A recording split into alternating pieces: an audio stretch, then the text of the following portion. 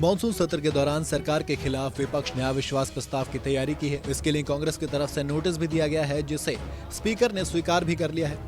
हालांकि बहस की तारीख का अभी ऐलान नहीं हुआ है। कहा जा रहा है कि इस दाव के जरिए इंडिया गठबंधन के विपक्षी दल प्रधानमंत्री नरेंद्र मोदी को मणिपुर हिंसा के मुद्दे पर बयान देने के लिए मजबूर करना चाहते हैं। लेकिन सवाल ये है कि आगे क्या होगा, यानी नोटिस देने के बाद क्या सरकार को वाकई में आंकड़े होने के बावजूद अविश्वास प्रस्ताव का सामना करना पड़ेगा।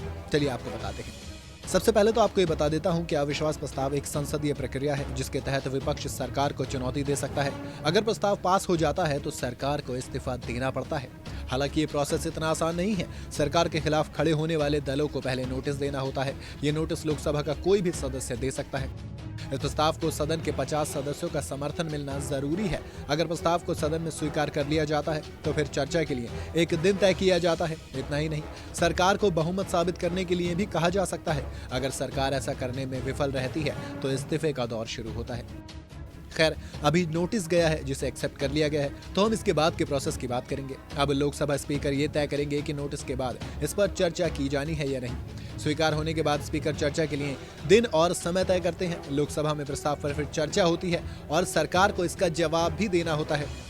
चर्चा के बाद लोकसभा में अविश्वास प्रस्ताव पर वोटिंग की जाती है। इस वोटिंग के दौरान सदन के सदस्य इस पर वोट करते हैं। अगर सदन के ज्यादा सदस्य इसका समर्थन करते हैं तो प्रस्ताव पास हो जाता है। वहीं अगर सरकार जीत जाती है तो सत्ता में बनी रहती है। अब आंकड़े भी देख लेते हैं। लोकसभा में अगर अविश्वास प्रस्ताव आता है तो बहुमत का आंकड़ा 272 है, जबकि एनडीए सरकार के पास 331 सांसद सदस्य हैं।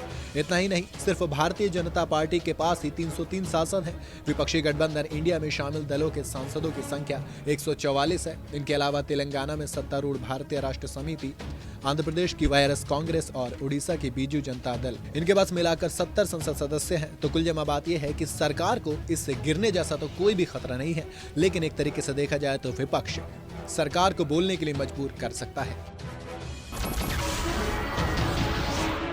नमस्कार, मैं हूं मानक गुप्ता। अगर आपको हमारा ये वीडियो पसंद आया हो तो इसे लाइक और शेयर जरूर करें, और हां, हमें सब्सक्राइब और फॉलो करना ना भूलें, ताकि आप देश और दुनिया की कोई खबर मिस ना करें। तो जुड़े रहिए हमारे साथ और देखते रहिए न्यूज़ 24।